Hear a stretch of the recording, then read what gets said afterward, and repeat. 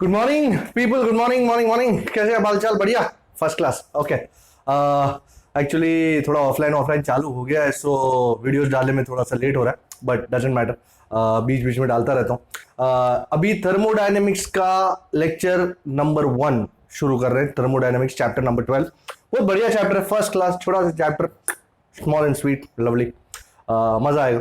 So before we do this, first, what is thermodynamics?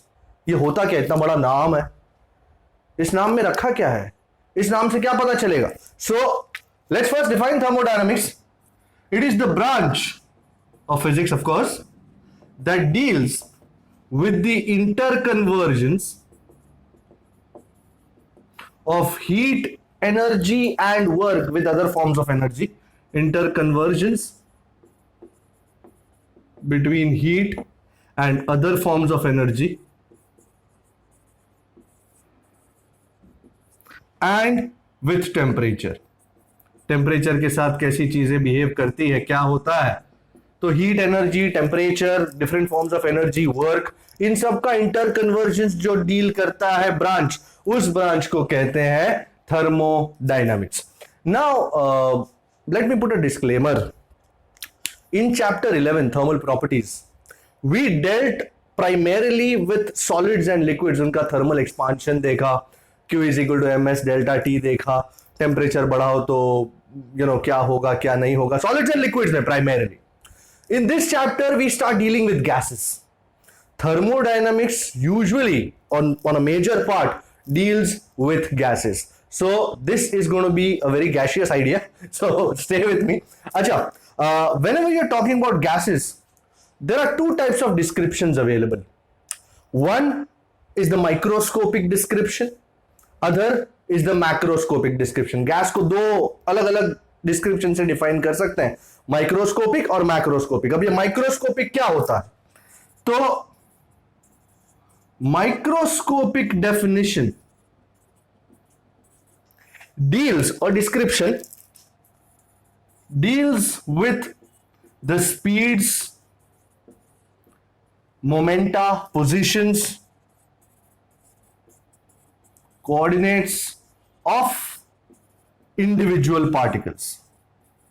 जो suppose gas है तो उसके अलग अलग पार्टिकल्स की क्या क्या स्पीड है, क्या मोमेंटा है, क्या काइनेटिक एनर्जी है, क्या कोऑर्डिनेट्स है, कहां कहां पे लोकेटेड है, तो उन सब को एक बहुत ही छोटे इंडिविजुअल पार्टिकल स्केल पे डील करता है माइक्रोस्कोपिक डिस्क्रिप्शन। और दूसरा होता है macroscopic description. Let me tell you, हम जो थर्मोडायनेमिक्स करने जा रहे हैं उसमें हम इन चीजों को नहीं देखेंगे। हम माइक्रोस्कोपिक डिस्क्रिप्शन को इस चैप्टर में टच नहीं करने वाले। Thermodynamics will deal with things on a larger scale, entire container scale, system scale, not individual particle scale. Alright, so ये दूसरा टाइप का डेफिनेशन है मैक्रोस्कोपिक डिस्क्रिप्शन या definition, that deals with bigger quantities which pertain to the whole gas, like pressure, volume, temperature, internal energy, mass. ये pressure जो है for example वो single particle का नहीं होता, पूरे गैस का होता है। वॉल्यूम जो होता है वो एक पार्टिकल का नहीं होता, पूरे कंटेनर का होता है। टेम्परेचर एक पार्टिकल का नहीं होता, पूरे सिस्टम का होता है। So these things are called और are used in macroscopic definition, deals with bigger quantities, QTYS is quantities, like pressure, volume, temperature, internal energy, mass, etc., which pertain to the entire system, or the whole gas under consideration. Okay, तो ये individual particles के नहीं होते, ये पूरे system के होते हैं, पूरे गैस के होते हैं। That is why this is called macroscopic description या definition, and this is what we are going to do in this chapter. ये कुछ क्वांटिटीज के साथ हमारा इस चैप्टर में काम आगे बढ़ेगा। सो हम स्पीड या मोमेंटा वगैरह देखने नहीं वाले हैं, हम देखने वाले हैं pressure, volume, temperature, internal energy etcetera. Alright, so इस तरीके का मैक्रोस्कोपिक डेफिनेशन होता है। एंड थर्मोडायनेमिक्स भी डील करता है only with bigger quantities. Thermodynamics deals primarily with bulk quantities, like whole containers. पूरे कंटेनर में क्या हो रहा है, not on the microscopic scale, not on the molecular level, not on the molecular level. Molecular level पे deal करने वाला chapter है 13 काइनेटिक थियरी, उसको भी करेंगे, नो इश्यूज। उसमें हम स्पीड्स, मोमेंटा एक्सेट्रा जो भी है वो सब देखेंगे, पर अभी नहीं। अभी हम बल्क क्वांटिटीज, पूरे सिस्टम, पूरे कंटेनर की चीजों को हम चेक करने वाले हैं, हम उसको ही यूज करेंगे इस चैप्टर में आगे बढ़ने के लिए। So this is the idea of thermodynamics. एक बेसिक डेफिनेशन हो गया, आगे बढ़ जाते हैं। Alright, you are looking at this properly, okay, वो देख लिया। अब आगे बढ़े, टॉपिक का नाम है thermal equilibrium. You will tell me that thermal equilibrium तो 11 चैप्टर में नहीं देखा? बिल्कुल देखा, बिल्कुल देखा। वही चीज करने जा रहे हैं, बस उसके डेफिनेशन में थोड़ा और प्रिसीजन ले आते हैं, थोड़ी और नई चीजें ले आते हैं, बाकी बात वही है। थर्मल इक्विलिब्रियम क्या था? Suppose there are two systems, one having higher heat energy content, other having lower heat energy content. If they are both placed in contact, then heat energy will flow from higher energy content body to lower energy content body till the heat energy content in both systems become equal or the temperatures of both bodies become equal. That is thermal equilibrium. We defined it in chapter 11. But इसमें, इस idea में हम thermal equilibrium को इस तरह define करेंगे कि suppose कोई सिस्टम है एंड यू नो सिस्टम जो है वो सराउंडिंग्स के साथ कांटेक्ट में है वगैरह, तो heat energy will flow obviously, but a system can be said to be in thermal equilibrium if the main quantities that describe the system like pressure, volume, temperature, वो सब कांस्टेंट हो जाए, तब जाकर के system is said to be not only in thermal but thermodynamic equilibrium. So let us define that. A system exchanges heat energy with the surroundings. Everybody knows that. Exchanges heat energy with different systems and the surroundings.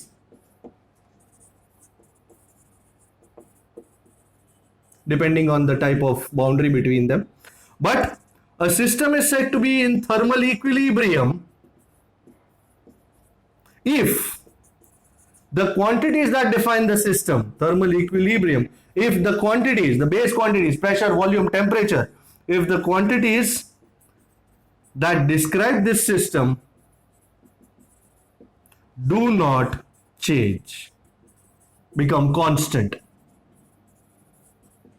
that is they remain constant with time, तब जाके हम कह सकते हैं कि body is in thermal thermodynamic equilibrium. And सबसे important बात वही है कि ये सारी जो क्वांटिटीज हैं जो सिस्टम को डिस्क्राइब कर रही है, प्रेशर, वॉल्यूम, टेम्परेचर, उनके कांस्टेंट रहने में या नहीं रहने में सबसे बड़ा रोल निभाता है वॉल. यू नो, सिस्टम और सराउंडिंग को जो सेपरेट करता है that is called the wall. So the boundary that separates a system from the surroundings,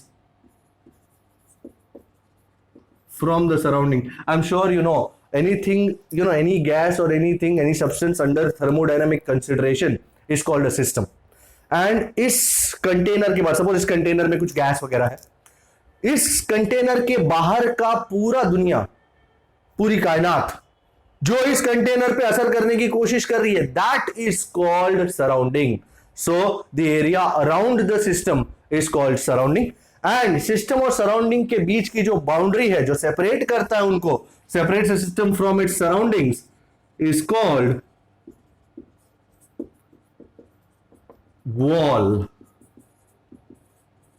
जैसे राहुल द्रविड़ थे, the wall. Okay, so it's called the wall. And दो टाइप के wall होते हैं संसार में, टू टाइप्स. कौन से होते हैं दोनों टाइप सर? पहला टाइप, पहला wall is called an adiabatic wall. Please don't call it adiabatic. It's adiabatic wall. Adiabatic wall means a non-conducting wall and insulating wall. ऐसा wall जो आवागमन हीट एनर्जी का या किसी भी चीज का आवागमन अलाउ नहीं करता. Alright, so a wall that does not allow exchange of heat energy is called an adiabatic wall. It's also called a non-conducting or insulating wall.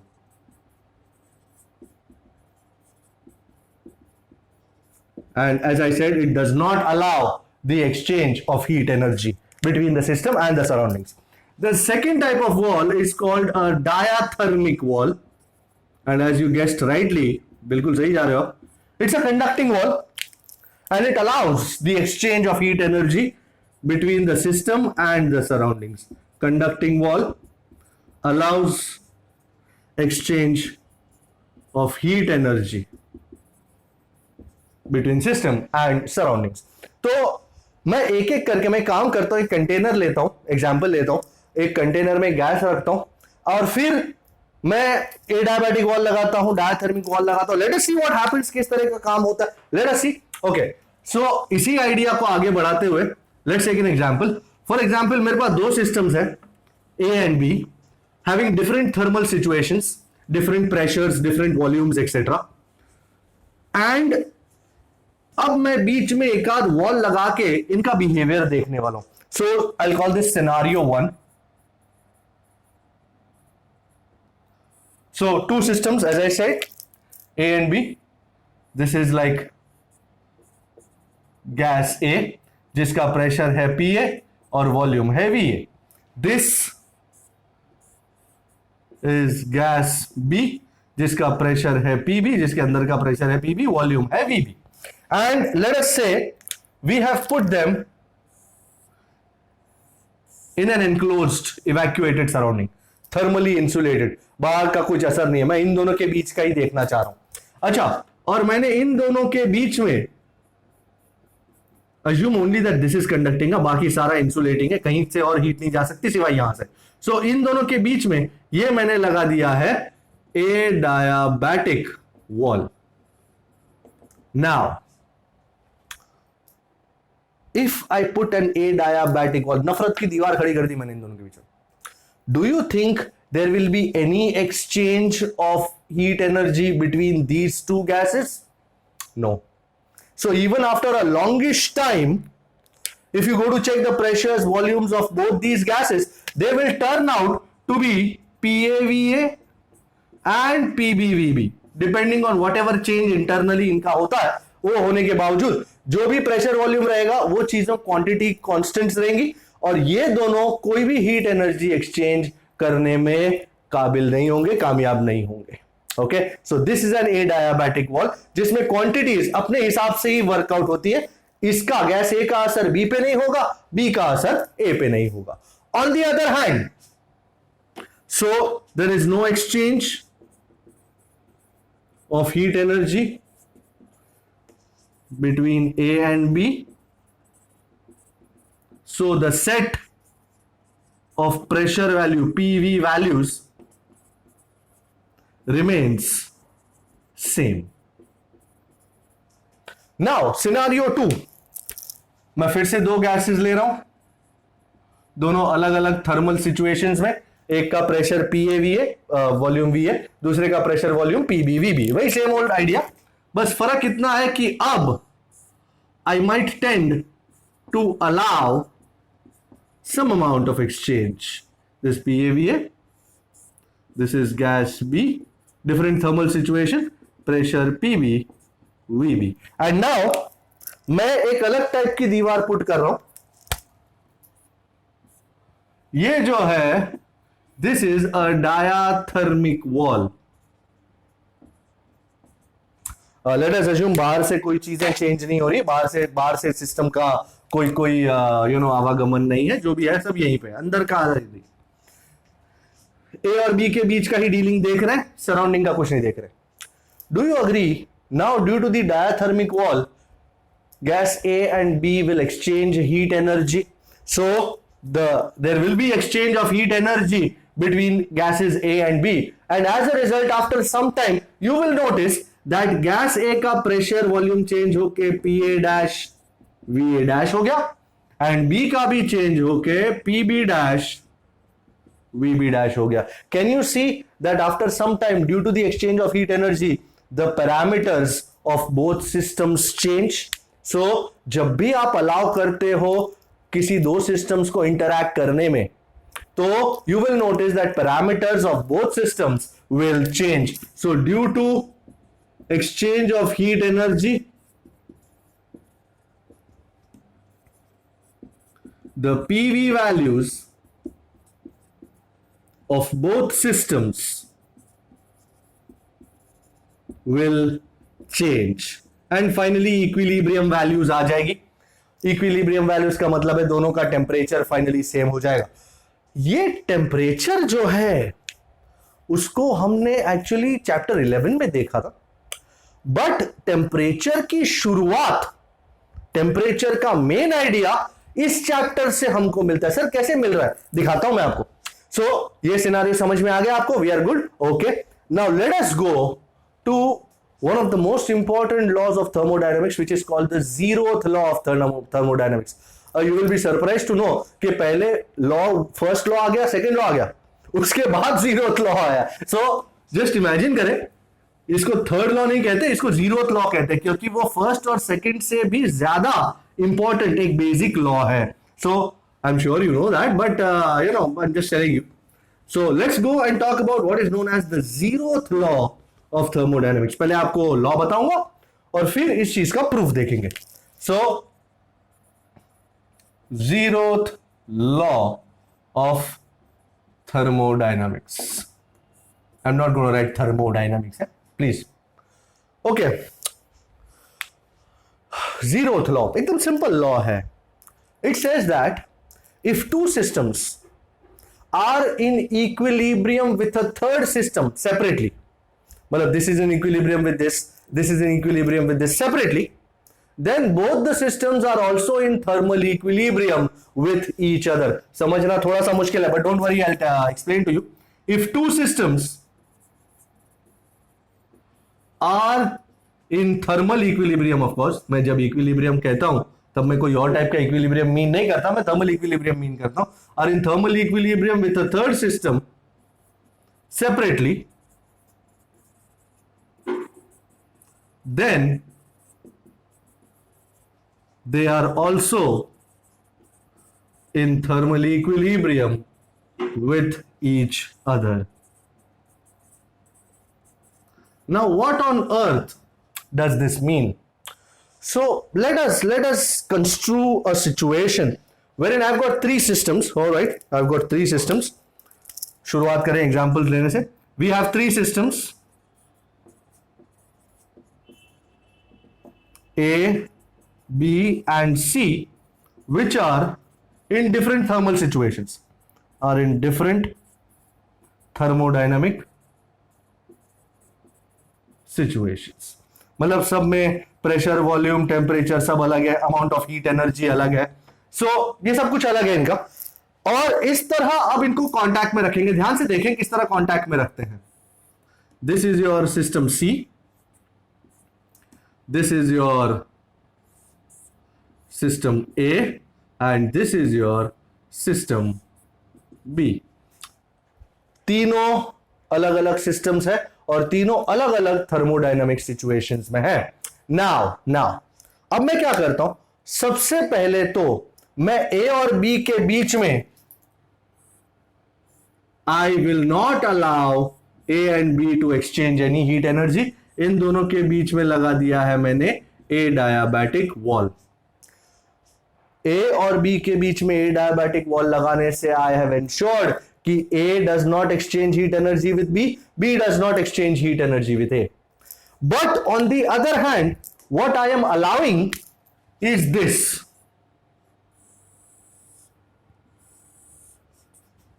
मैंने ये डायाथर्मिक वॉल लगाया है, अर्थात A और सी के बीच में डायाथर्मिक वॉल है, in short A will be able to ही exchange heat energy with C.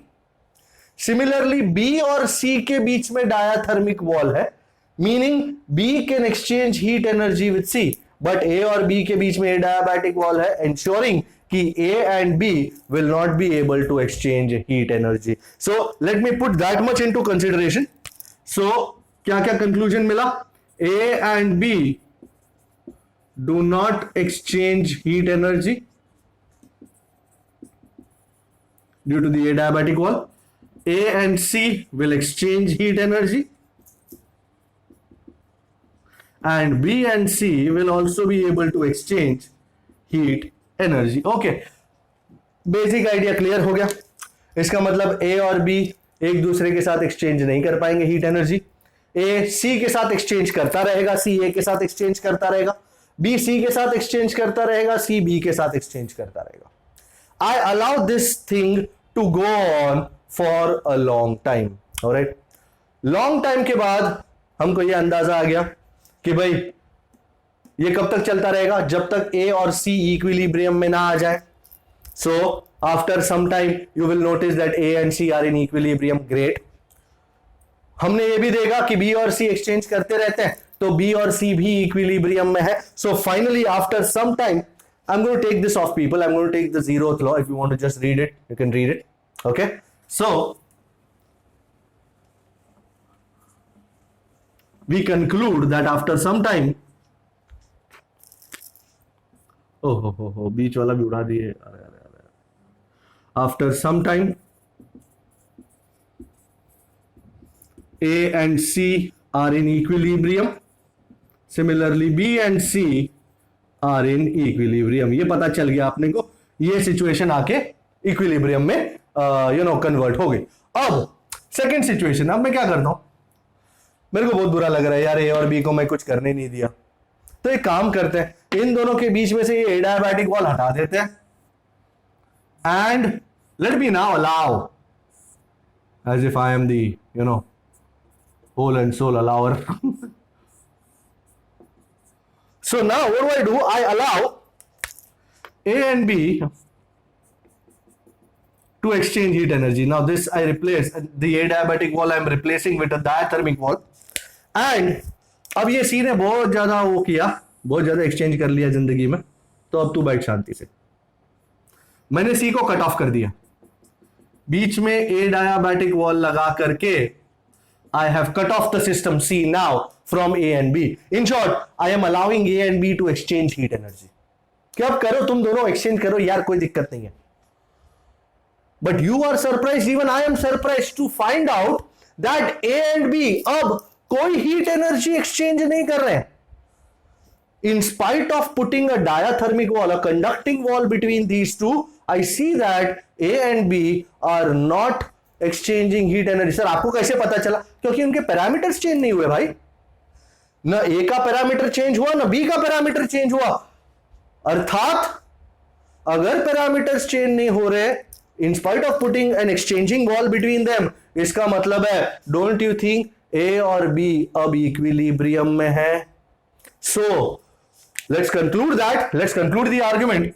Now it is seen that A and B do not exchange heat energy. Oh my God. Implying that A and B are in thermal equilibrium. ओ बाबूजी, इसका मतलब ये तो भीषण गंभीर बात हो गई कि यहां मुझे पता चला था A और C इक्विलिब्रियम में है, यहां पता चला था बी और सी भी इक्विलिब्रियम में है। तो अगर ए सी के साथ इक्विलिब्रियम में है और बी भी सी के साथ इक्विलिब्रियम में है, तो इसका मतलब यह है, यहां ये एक्सपेरिमेंट से पता चला कि ए और बी भी इक्विलिब्रियम में है। thereby implying कि अगर दो systems are in thermal equilibrium separately with a third system, then they also have to be in thermal equilibrium with each other. This is the zeroth law of thermodynamics. And you will ask me, sir, इसमें बड़ी बात क्या है? People, बड़ी बात यह है कि जब तुम कहते हो ए और सी इक्विलिब्रियम में है, इसका मतलब है कोई एक क्वांटिटी इन दोनों में सेम हुई होगी, कोई एक फिजिकल क्वांटिटी इन दोनों में सेम हुई होगी। बी एंड सी भी इक्विलिब्रियम में, तो कोई वही क्वांटिटी इन दोनों में भी सेम रही होगी। इस क्वांटिटी को हमने नाम दिया टेम्परेचर। बधाई हो, टेम्परेचर का जन्म हो गया यहां पे। जीरोथ लॉ से टेम्परेचर के बारे में आगे पता चला कि ए और सी इक्विलिब्रियम में है, मतलब temperature of A is equal to temperature of C. Can I take this off now? मुझे कुछ लिखा पढ़ी करनी है। सो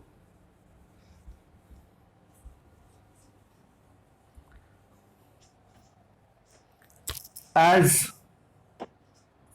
A and C in equilibrium, therefore TA, temperature of A, equal to temperature of C. Similarly, B and C are in equilibrium, therefore temperature of B is equal to temperature of C. If I were to equate both these, so from 1 and 2, doesn't it mean that temperature of A is equal to temperature of B? वाह वाह वाह। तो zeroth law ने finally हमको एक quantity दे दी जिसको use करके हम पूरा हीट एनर्जी का काम तमाम कर सकते हैं। Quantity which represents the amount of heat energy contained in any body. एक बॉडी में से दूसरे बॉडी में हीट एनर्जी फ्लो तब तक होगी जब तक क्या सेम हो जाता है, हीट एनर्जी एंड टेम्परेचर। सो ये एक बहुत इंपॉर्टेंट मार्कर है which indicates the amount of hotness, the amount of heat energy contained in any body. And temperature के साथ बहुत ज्यादा विस्तार में हम 11th चैप्टर में मिले। 3 स्केल्स हैं उसके, सेल्सियस, फ़ारेनहाइट, केल्विन। टेम्परेचर के कन्वर्जन्स भी हमने देखे। So all that we saw in chapter 11। We are not going to see that again. ये हमने बात खत्म कर ली। ये जीरोथ लॉ के दर्शन हो गए हमको। Alright, so look at this please. आओ जी आगे चलने पे। अब शुरू होता है ये चैप्टर अपना, जिसके अंदर हमको हीट, वर्क, इंटरनल एनर्जी वगैरह देखना है। You know these 3 words, heat, internal energy and work, are going to dominate the entire discussion of this chapter from now on. ये सिर्फ 3 बातें करेंगे, heat, internal energy and work. तो आओ शुरू करें, एक एग्जाम्पल से शुरू करते हैं यार। What better than an example. So consider a container containing a gas and इसके बहुत सारे मॉलिक्यूल्स होते हैं गैस के। Let me show you the container. This is the container and घटिया कंटेनर, बट एनीवेज अपना ही कंटेनर है। सो ये जो बना रहा हूं मैं टिक टिक टिक टिक, ये सारे मॉलिक्यूल्स हैं इस कंटेनर के, सारे पार्टिकल्स हैं कंटेनर के। Understand one thing, inside a container there are so many particles of the gas. These particles of the gas are in continuous random motion, टिंग टोंग भागते रहते हैं। And due to the random motion उनके पास होती है speed, and speed की वजह से होती है kinetic energy. So the particles, the molecules of the gas are in continuous random motion, due to which they possess kinetic energy. Okay, तो इनके पास काइनेटिक एनर्जी है। ओके, एंड ये मॉलिक्यूल्स एक दूसरे के साथ भी इंटरैक्ट करते हैं due to intermolecular forces, inter atomic forces, और इन फोर्सेस की वजह से उनमें डेवलप होती है पोटेंशियल एनर्जी भी।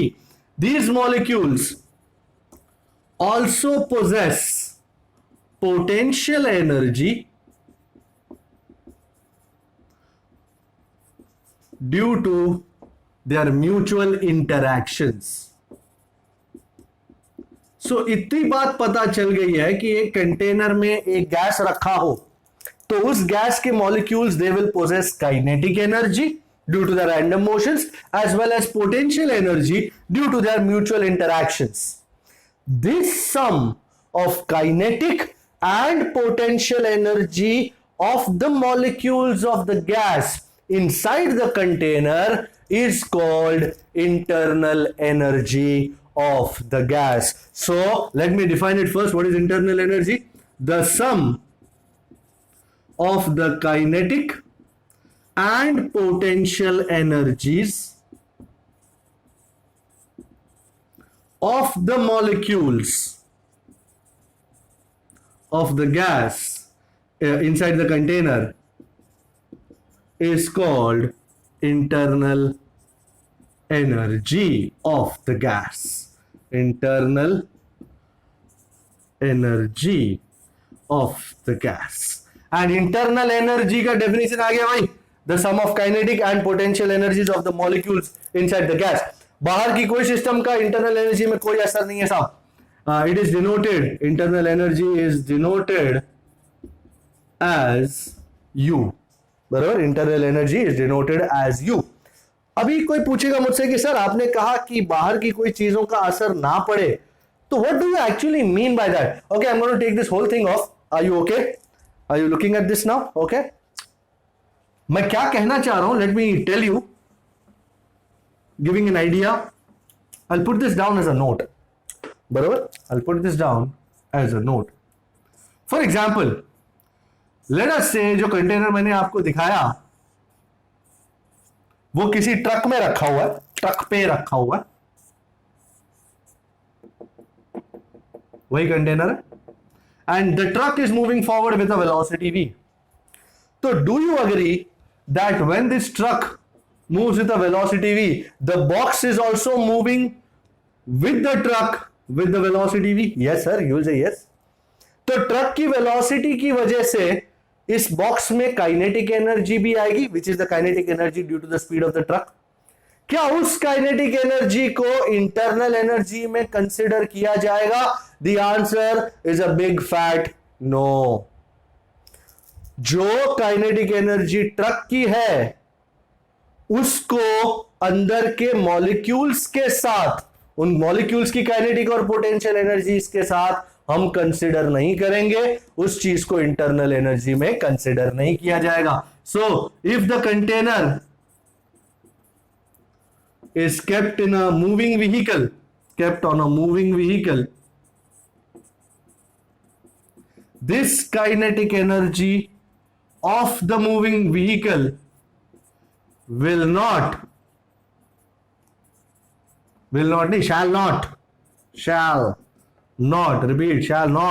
be considered in internal energy of the gas. No sir, internal energy of the gas में इस चीज को कंसिडर नहीं किया जा सकता. दूसरी बात, अगर तुमने इस बॉक्स को अर्थ लेवल से थोड़ा सा ऊपर रखा है, तो do you agree you are keeping it in the gravitational field of the earth, तो इसमें ग्रेविटेशनल पोटेंशियल एनर्जी भी होगी. पर क्या इस ग्रेविटेशनल पोटेंशियल एनर्जी को तुम बॉक्स के इंटरनल एनर्जी के उसमें कंसिडर करोगे? फिर से ना, नो.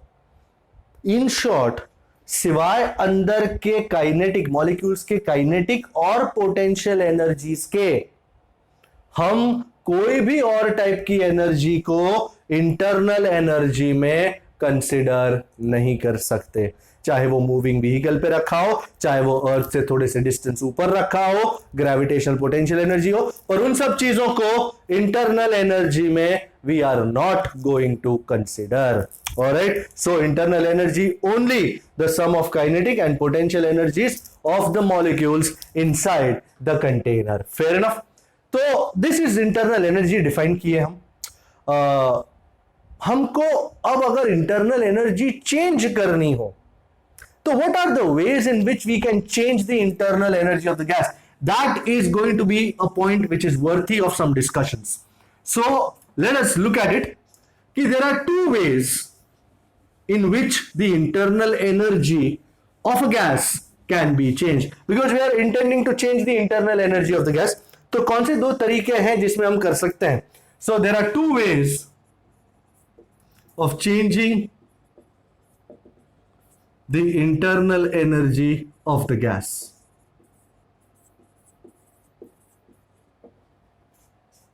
भाई, बिफोर आई स्टार्ट इन्यूमरेटिंग, पहले मैं दिखा दूं सिस्टम क्या है. Let's see the system. ये है मेरे पास एक कंटेनर. एक्चुअली कंटेनर ये रहा.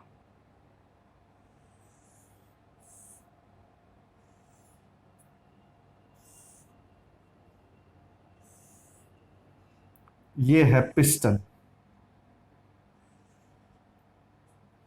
ओके,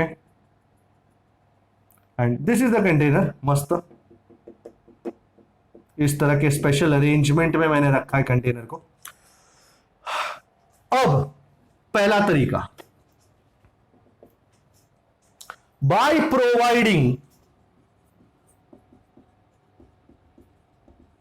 हीट एनर्जी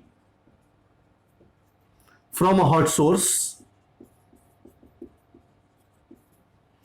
ये बर्नर है सपोज, एंड आग आग आग आग, एक ठो नहीं, दो ठो नहीं, पूरे 5 ठो आग है। I am providing heat energy to this gas, to this container, and इस heat energy को लेकर के this system can increase। अब heat energy को लेंगे तो ये heat energy कौन लेगा? Molecules, and heat energy किसी molecule में आती है तो उसकी kinetic energy बढ़ जाती है। So on by providing heat energy from a hot source to the molecules of the gas, molecules of the system, the internal energy of the gas will increase। वाह वाह वाह वाह, क्या बात है। सो पहला तरीका, हीट एनर्जी प्रोवाइड करो, ड्यू टू विच मॉलिक्यूल्स को हीट एनर्जी मिले, काइनेटिक एनर्जी बढ़े, और due to that internal energy भी बढ़े। सो हीट एनर्जी प्रोवाइड करने से इंटरनल एनर्जी बढ़ती है। दूसरा, by pushing the piston downwards,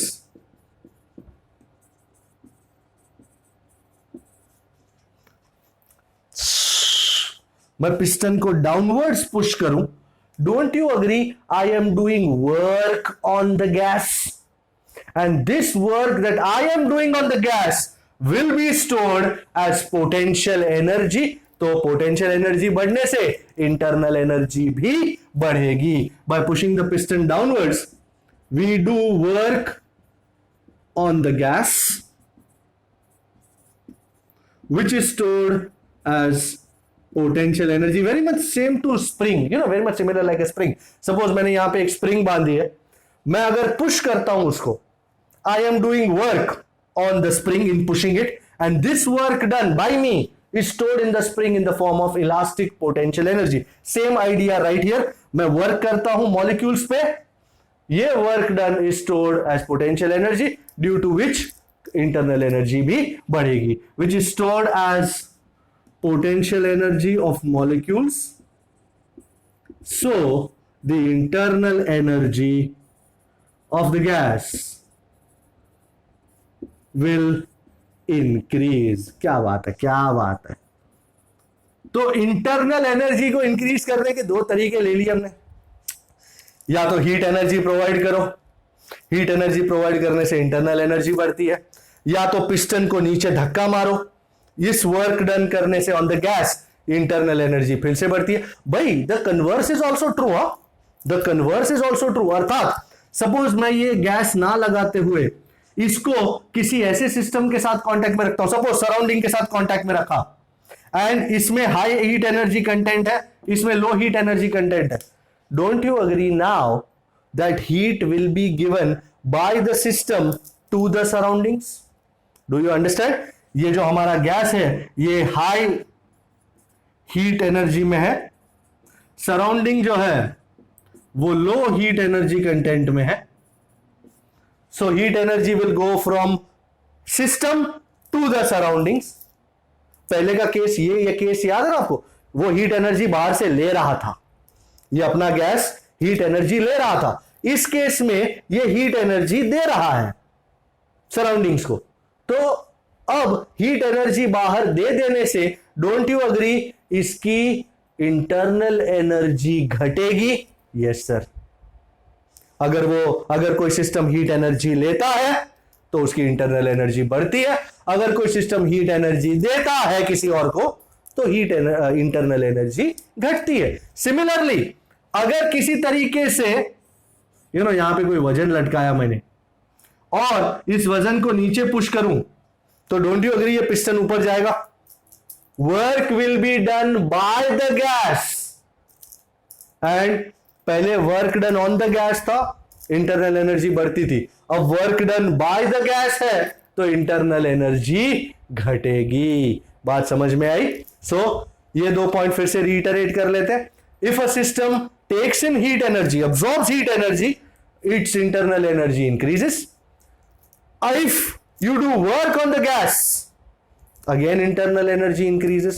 But if system gives away heat energy, releases heat energy, then internal energy decreases. And if work is done by the system, then also internal energy decreases. Let me write that down. फटाफट लिख देते हैं, इसको note में लिख देते हैं। और एक बहुत इंपॉर्टेंट बात जो मैं आपको यहां बताना चाहता हूं, बताऊंगा थोड़ी देर में, पहले लिख लूं ये, ताकि कोई शक ना रहे बात में कि सर क्या बोल गए, पता ही नहीं चला। तो वो जो 2 मैंने लिखे थे उसके कन्वर्स में ये लिख रहा हूं। If our system is kept in contact with another system having lower heat energy, another system having lower heat energy, then our system will give out heat energy, due to which its internal energy decreases. तो जैसे मैंने अभी थोड़ी देर पहले बताया, फिर से बताया, तो अगर कोई सिस्टम हीट एनर्जी अब्सॉर्ब करता है बाहर से तो उसकी इंटरनल एनर्जी बढ़ती है, और अगर कोई सिस्टम हीट एनर्जी रिलीज कर देता है तो उसकी इंटरनल एनर्जी घटती है। And secondly, if the piston is pushed upwards, ये वर्क वाला फंडा आया, upwards, then work is done by the system. People, work is done by the system. पहले work done on the system था, अब work is done by the system, and thus its internal energy decreases. तो finally conclusion of this idea is that internal energy को 2 तरीकों से change किया जा सकता है। पहला, बाय प्रोवाइडिंग हीट एनर्जी और टेकिंग अवे हीट एनर्जी, और दूसरा है वर्क, या तो तुम सिस्टम पे वर्क करो या सिस्टम तुम पे वर्क करे, तो ये इंटरनल एनर्जी में बदलाव आ सकते हैं। नाउ अंडरस्टैंड वन थिंग, मैं आपको ये कह रहा था कि ये हीट और हीट एनर्जी आखिर है क्या? Can I say this is heat? No, I can not say that. A body, a system can possess heat energy, but it can not possess heat. So अगर सपोज ये A है, ये B है, both systems possess heat energy, but अगर मैं इनके अंदर exchange का प्रोग्राम डालूं, and when heat energy goes from A to B, this heat energy in motion is called heat. थोड़ा अजीब सा साउंड करता है, but you will get used to it. You know, a body, suppose I possess heat energy, मेरे body में heat नहीं हो सकती, मेरे बॉडी में हीट एनर्जी हो सकती है। हां, पर अगर मैं किसी और को टच करूं और मेरे बॉडी में से हीट एनर्जी उस बॉडी में जाए, then you can say this is heat transferred. So heat energy जब एक बॉडी में से दूसरे में जाती है, heat energy in motion is simply called heat. Okay, so a body can possess heat energy but not heat. When heat energy is given या passes from one body to another, this heat energy in motion is called heat. बहुत heat हो गया, जरा गर्मी हो गई बहुत। Understand? So heat energy in motion, बात की बात यही है, heat energy in motion is called heat. जैसे body can possess heat energy but you know it can not possess heat, similarly body can not possess work. Work किया जाता है खुद पे या खुद से। You can not possess work, मेरे पे बहुत वर्क है, नहीं ऐसा पॉसिबल ही नहीं है। तुम्हारे में हीट एनर्जी है, तुम्हारे में इंटरनल एनर्जी है। तुम हीट को ट्रांसफर जब करते हो, हीट एनर्जी को, it is called heat. And work तुम करते हो, you can not possess heat और you can not possess work, बराबर? You can only possess internal energy and heat energy. Alright, so this is the idea behind heat energy and work. And do not forget even for an instant that, ये एक नई बात है, शायद आप लोगों को पता होगा, केमिस्ट्री में देखा होगा इस चीज को, internal energy is a state function. Yes, yes, absolutely. Number 2, ये 3 शायद। Internal energy is a state function, a state variable. Sir ये state variable मतलब कौन सा state है ये?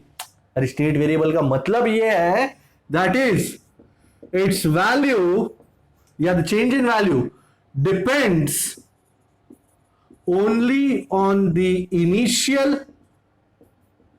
and the final states, याद रहे, and not on the path taken to go from one state to another, taken to go from one state to another। ये एक बहुत इंपॉर्टेंट बात हो गई। Internal energy is a state variable, it's a state function. जैसे तुमको याद हो, ये डेफिनेशन थोड़ा बहुत ग्रेविटेशनल फोर्स के साथ, ग्रेविटेशनल पोटेंशियल एनर्जी के साथ मेल खाता है कि gravitational potential energy is, you know, gravitational force is a conservative force, depends only on initial and final position, not on the path. Same the idea. Internal energy is a state function, a state variable, depends only, it's value depends only on initial and final position. तुम इधर से गए, इधर से गए, इधर से गए, उसको कोई फर्क नहीं पड़ता, not on the path taken. Okay, so keep this in mind.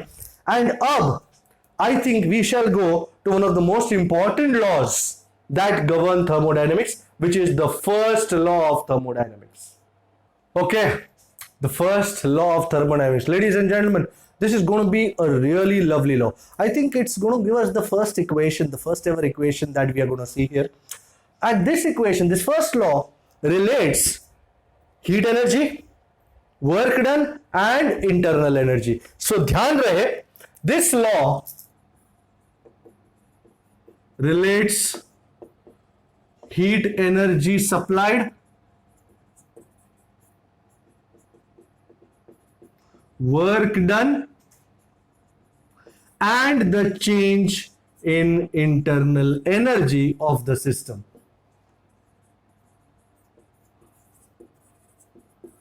तो सपोज मेरे पास वही कंटेनर लाया हूं, फिर वही दिल लाया हूं, वही कंटेनर, वही पिस्टन, वही बातें, पर नहीं, और वही आग, 1 ठो 2 ठो 3 ठो 4 ठो। Now people understand this. मैं यहां से हीट सप्लाई कर रहा हूं। If heat supplied to this system is delta Q. अब ये सिस्टम हीट लेके क्या करेगा? याद रहे, ये सिस्टम हीट लेके क्या करेगा? ये सिस्टम हीट लेके पहले तो काम करेगा, 2 चीजें करेगा, काम करेगा और बाकी बचा हुआ इंटरनल एनर्जी में चेंज करेगा। सो if delta Q is the amount of heat energy supplied to the system,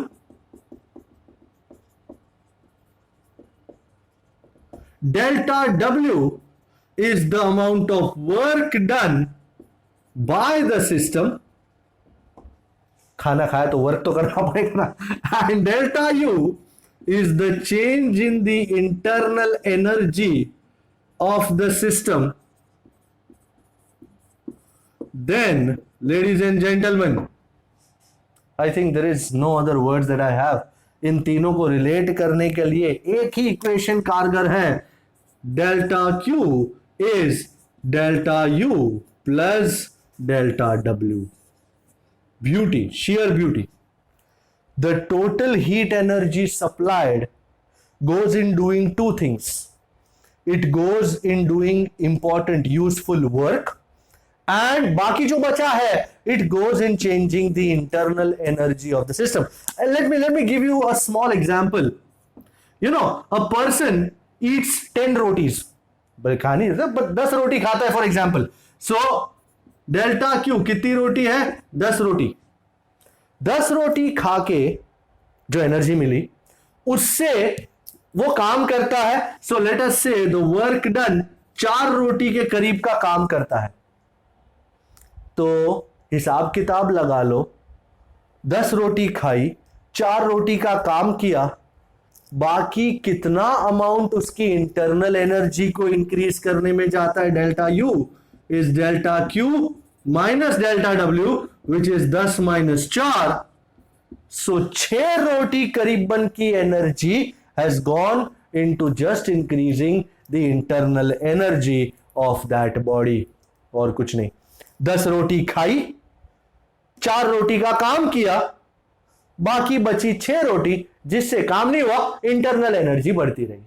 so this is the idea of first law. It's actually the law of conservation of energy at its best. तुमने जितना खाया है थोड़ा बहुत उसमें से काम करोगे, बाकी का इंटरनल एनर्जी बढ़ाओगे, matter is closed. So delta Q is delta U plus delta W. And if I were to, can I take this off now?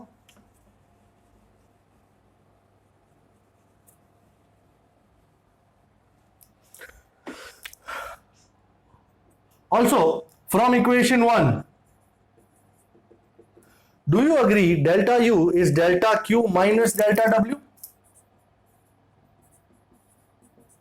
Ji sir, बिल्कुल दिखाई दे रहा है.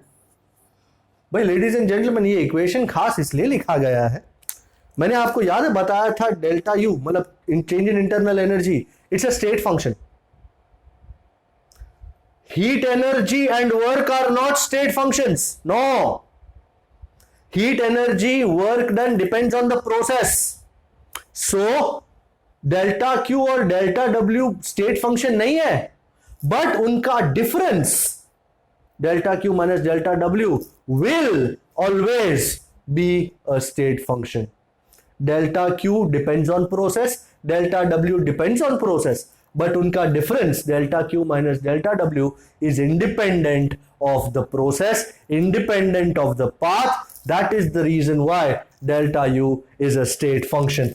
So heat, energy and work are not state functions, remember,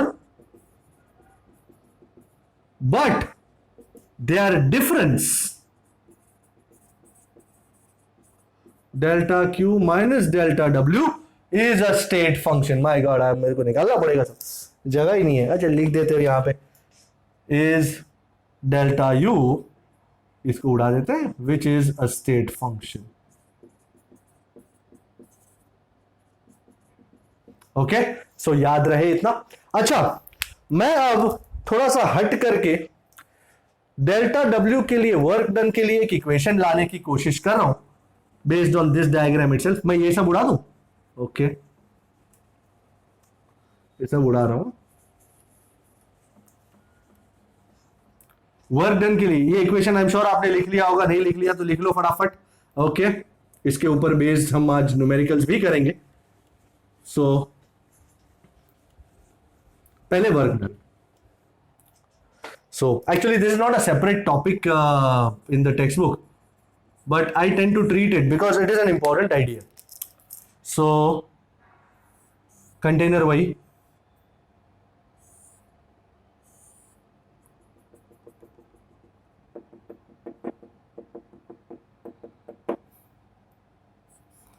तुम इसको piston को नीचे भी दबा सकते हो या ऊपर भी ले सकते हो, कोई फर्क नहीं पड़ता, आपको जो सही लगे. सपोज ये पिस्टन ऊपर जाता है. Okay, let us say this has a cross sectional area A and I am sorry, consider the piston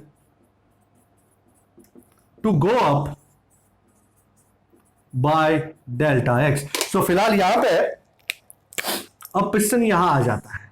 late us से ओके, तुम चाहो तो नीचे भी कर सकते हो, it doesn't really matter. Late us से बाय डेल्टा एक्स। सो ये पिस्टन गया ऊपर बाय डिस्टेंस डेल्टा एक्स। भाई कितना वर्क हुआ होगा, कितना वर्क किया गैस ने? I think everybody knows the work done, the basic formula for work done. Isn't work done force into displacement? Yes it is. Basic chapter 6 का idea, force कितना है F, डिस्प्लेसमेंट कितना है delta x। Also from fluid mechanics मैंने pressure और force को relate किया था। If you remember, pressure is force over area, P is F by A, तो F is what, P into A, पा। फर्स्ट टेक्स्ट बुक में force मा थी, सेकंड टेक्स्ट बुक में अचानक जेंडर चेंज हो गया, फोर्स पा में आ गया। सो फोर्स क्या होता है, pressure into area which is P into A। तो इसको यहां लगा देंगे, so delta W is P into A into delta x. But if you are looking closely, A into delta x, hasn't that been the change in the volume of the gas? But A into delta x is change in volume, which is denoted as delta V. And as a result, ladies and gentlemen, a very lovely equation right here. Work done is P delta V. My God, lovely. So work done is pressure into change in volume। और इसको अगर मैं first law में लगाऊं, thus the first law becomes delta Q is delta U plus P delta V। My God, lovely equation here। So work done is pressure into change in volume। And let me tell you a small tidbit, diagram उड़ा रहा हूं मैं, which is not given in the textbook but it is used extensively। If you remember in chapter 3 motion in straight line, हमने ये देखा था the area under the velocity time graph gives you the total distance traveled, because I hope you remember velocity is distance upon time, so distance is velocity into time, v delta t। So velocity time graph का area gives us the distance traveled। Similarly pressure versus volume graph का area, isn't this similar to v delta t? So velocity time graph का area gives distance, तो pressure versus volume graph का area gives us the net work done। So note करके the area under the pressure versus volume, that is P versus V, PV graph कहते हैं इसको, PV graph gives the net work done। Alright, मैं इसी चीज को use करने वाला हूं न्यूमेरिकल नंबर 9 सॉल्व करने में। But before I do that, एक छोटी सी बात, मैं इस इक्वेशन को यूज करना चाहता हूं कहीं पे, delta Q is delta U plus P delta V. And इसके एग्जाम्पल के लिए I hope you written this down, I am going to take this off now. ये और ये तीन चीजें इंपॉर्टेंट है, I hope you can take this off. Okay okay, let's take an example. I am going to take 1 gram ऑफ water and I am going to convert it to vapour. इस idea से आप बहुत अच्छी तरह वाकिफ हैं। डू यू रिमेंबर हमने थर्मल प्रॉपर्टीज में चेंज ऑफ स्टेट किया था। सपोज मेरे पास 1 किलो आइस है, 1 किलो आइस को मेल्ट करके 1 किलो पानी बनाने में कितना एनर्जी लगता है? You remember it was LF, latent heat, 335 kilo joule पर KG. Similarly if I have 1 kg water at 100 degrees and I want to convert it to vapor at 100 degrees, how much energy will I have? That is will I require? That is called latent heat of vaporization, LV 2256 2256 kilojoule per kg। You remember that? Okay, तो same मैं वही करने वाला हूं। Let's convert, मैं example ले रहा हूं, let's convert 1 gram water into 1 gram vapor। So liquid से गैस का मामला एवरीबडी नोज, कितना जरूरत होता है? So delta Q heat energy required for this change of state, latent heat of vaporization, delta Q is LV, कितना था? 2256 kilo joule पर केजी। तो एक काम करता हूं, किलो किलो को काट देता हूं, सो 2256 जूल पर ग्राम, बराबर है? किलो जूल मतलब 10⁻³ जूल, केजी मतलब 10⁻³ ग्राम, 10⁻³ 10⁻³ काट दिया, सो 2256 जूल पर ग्राम, इतनी एनर्जी लगेगी। नाउ वर्क डन, मैं वर्क डन फाइंड करना चाह रहा हूं। Work done, do you remember is P delta V? Work done is P delta V। Pressure atmospheric pressure है, atmospheric pressure which is 1 atmosphere, which is 1.01 into 10⁵ pascal. अच्छा, a very interesting piece of news, 1 gram water का कितना volume होगा? Volume of 1 gram water, you know density is mass upon volume, तो volume is mass over density। 1 gram water, we'll call it VI, initial volume, 1 centimetre cube, सब कुछ CGS में ही ले रहा हूं। And volume of 1 gram vapor, now this you don't know, this you don't know। जब वो 1 gram water जो 1 centimetre cube volume occupy करता है वो वेपर बन जाता है, आपको पता है what is the volume occupied by vapour? Vapour नहीं, vapour 1671 centimetre cube. Oh wow, इतना सारा वॉल्यूम हो जाता है 1 ग्राम वेपर का। So work done delta W, isn't it P delta V?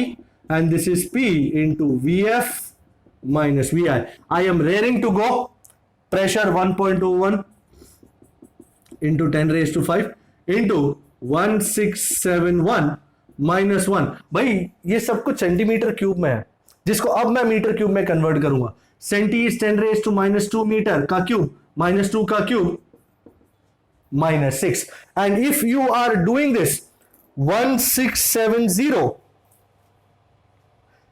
into 1.013, उन्होंने 1.013 लिया, 169.2 जूल आंसर आ रहा है। So delta W is 169.2 joule. You might as well take it as 1.013। बहुत बड़ा फर्क नहीं पड़ता, बट एनीवेज भाई पीपल, हमको डेल्टा क्यू पता है 2256 जूल पर ग्राम, हमको डेल्टा W पता है। So by the first law, how much is delta U? Isn't it delta Q minus delta W, which is 2256 minus 169.2? Is there anyone who is doing this? 2086.8.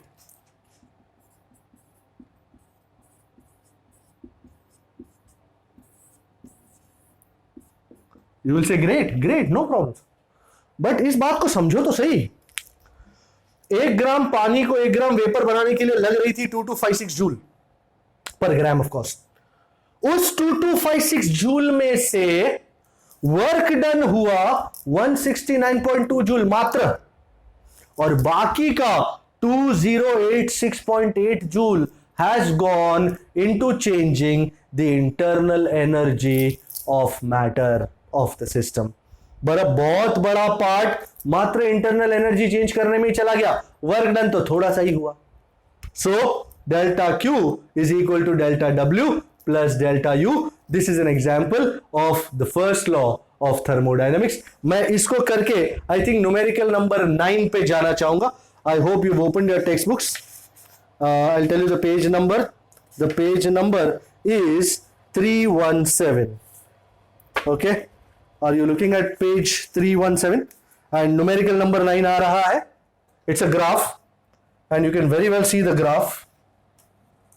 And don't worry, I'll make the graph for those who don't have the textbook handy.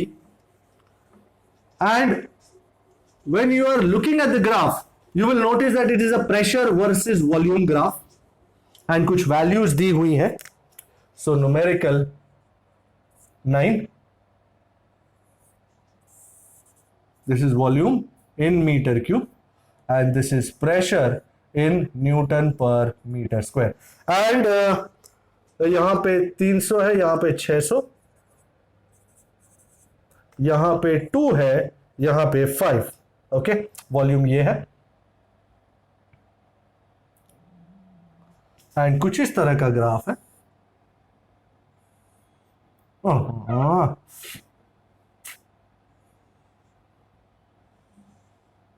I'll tell you. This is D, this is E, and this is F. Okay, as they say, a thermodynamic system is taken from an original state to an intermediate state by the linear process shown in the figure. Its volume is then reduced to the original from E to F by an isobaric process. Okay, calculate the total work done by the gas from D to E to F. Don't you see that they've asked us total work done? So we know the total work done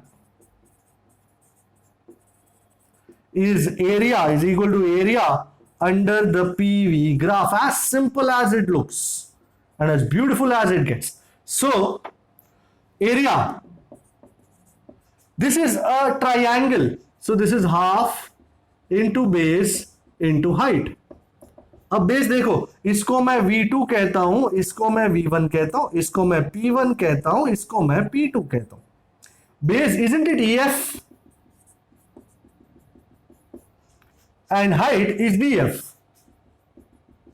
So this is half. But how much is EF? Isn't it V2 minus V1 this much? So this is V2 minus V1. And how much is DF? Itna. Isn't it P2 minus P1? Fair enough. So P2 minus P1. So half. How much is V2? 5 minus 2. How much is P2? 600. P1 is 300. So 600 minus 300. But to cut a long story short, this is 3, this is 300. So 3 into 300, that's 900 by 2. And 900 by 2 is 450 joule. So delta W is 450 joule. This is numerical number 9. Let's go on to numerical number 8, please. Numerical number 9 successfully खत्म हुआ है and numerical number 8 करने जा रहे हैं हम. So what is numerical number 8? Let's find out. Numerical number 8 काफी आसान है, काफी साधारण है. मैं देख लेता हूं. It says an electric heater supplies heat to a system at a rate of 100 watt. So delta Q. Now this is not only delta Q, this is joule per second. So delta Q by delta T is 100 watt, which is 100 joule per second. If the system performs work at a rate of 75 joule per second, so delta W by delta T is 75 joule per second. At what rate is the internal energy increasing? My God, delta U by delta T क्या है? ये मैं find करना है. आप बोलोगे sir क्या है? अरे इजी क्वेश्चन है यार. Bye the first law of thermodynamics, Newton को मत ले आना. Delta Q is delta U plus delta W, and since we are required to divide by delta T, तो मैं delta T से divide कर लेता हूं. Delta Q by delta T is delta U by delta T plus delta W by delta T. I think putting values is the order of the day. Delta Q by delta T कितना? 100. Delta U by delta T find करना है and delta W by delta T कितना है? 75. So ladies and gentleman, delta U by delta T is 100 minus 75 and that becomes how much? 25 joule per second. Is there anyone who is checking the answer? सही है. Okay, तो numerical 8 भी हो गया और अब मैं आखिरी न्यूमेरिकल करने जा रहा हूं जो मुझे फिलहाल आज करना है सेशन को एंड करने के लिए. That's numerical number 1. भाई एक्चुअली ये न्यूमेरिकल 1 जो है वो चैप्टर 11 का ही है, बट गलती से इसमें आ गया. The same idea of chapter 7-11 हम करने वाले. It says a geyser heats water flowing at the rate of 3 litres per minute. मतलब वाटर का वॉल्यूम है 3 litres per minute. I need you to understand 1 liter is 10 raised to minus 3 meter cube. So, or 10 raised to 3 centimeter cube. So, 3 volume कितना है? 3 into 10 raised to minus 3 meter cube per minute. या सब कुछ per minute में ही है, so we won't make any changes. And it goes from 27 to 77. Okay, initial temperature 27, final temperature 77. अब ये सारी हीट एनर्जी दे कौन रहा है? फ्यूल दे रहा है, गैस गीजर है तो वो गैस उड़ रहा है। What is the rate of consumption of the fuel? Rate मतलब upon time, so mass upon time find करना फ्यूल का। If the heat of combustion latent heat is 4 into 10⁻⁴ joule पर ग्राम, मतलब ये ग्राम को 10⁻³ kg करके ऊपर ले लिया, सो 4 into 10⁻⁴ into 10⁻³ जूल पर kg। ऑलराइट, नाउ सबसे पहली बात, हीट गेन कौन कर रहा है महाराज? वाटर। तो कितनी गेन करेगा? Let us find out. Heat gained by water, we'll call it delta Q1, is mass water specific heat water into delta T। जानते ही हैं आप mass of water? Sir mass of water दिया नहीं है पर डेंसिटी इनटू वॉल्यूम तो दिया है चाचा। और डेल्टा टी मतलब T2 minus T1। Why are you waiting? Let's substitute 3 into 10⁻³ per minute है या, don't worry about that। And specific heat of water, if you remember, 4.186 into 10⁻³ 4186 actually 77 minus 27। My God, बहुत आगे खींच गया, पर मामला खींचेंगे नहीं। 10⁻³ और -3 कट गया है, so 4.186 into 50 into 3, that's 627.9 into 10⁻³। check and confirm। 4.186 into 3 into 5050, 627.9। so delta Q1 is 627.9 into 10⁻³ joule पर मिनट। पर मिनट तो है ही भाई साहब, हाँ नीचे पर मिनट भूलिएगा नहीं। एंड हीट गिवन या heat lost by fuel, fuel बेचारा जल गया और जल के वेपर हो गया, m dash into L, LV कह सकते हो। so 4 into 10⁻⁷, so this is m dash into 4 into 10⁻⁷। this is delta Q2, and you know by calorimetry heat loss is heat gain, as heat lost is heat gained, so not a very big issue। so m dash into 4 into 10⁻⁷ is 627.9 into 10⁻⁵। तो फिर चलो जी divide by 4 into 10⁻⁷, so 627.9 divide by 4, 156.9, करीबन 157 ले लो। 157 into 3 minus 7 minus 4 kg पर मिनट। ओहो, केजी पर मिनट आ गया महाराज। तो अगर मुझे आंसर ग्राम में चाहिए तो एक काम करते हैं, 10⁻³ यहां पकड़ लेते हैं और इधर आने देते हैं। 15.7 into 10⁻³ kg per minute, and you know 10⁻³ kg is gram, so the mass upon time is 15.7 gram per minute। ये पर मिनट तो था ही, इसलिए मैंने नीचे टी लगा दिया। Is someone checking the answer please? Is it 15.7 gram per minute? Is it? ये 12.1 है। 16 ग्राम पर मिनट। यस सर, करीबन में चले जा रहे हो तो करीबन कर लो। 16 ग्राम पर मिनट। ओके, तो इसके साथ आज का सेशन खत्म करते हैं। हाँ, नेक्स्ट सेशन में मिलेंगे, बढ़िया बातें करेंगे, स्पेसिफिक हीट की बातें करेंगे, कार्नो इंजन की बातें करेंगे, बहुत बढ़िया बातें करेंगे। Till that time you work these out, you stay safe, I will see you later, bye bye.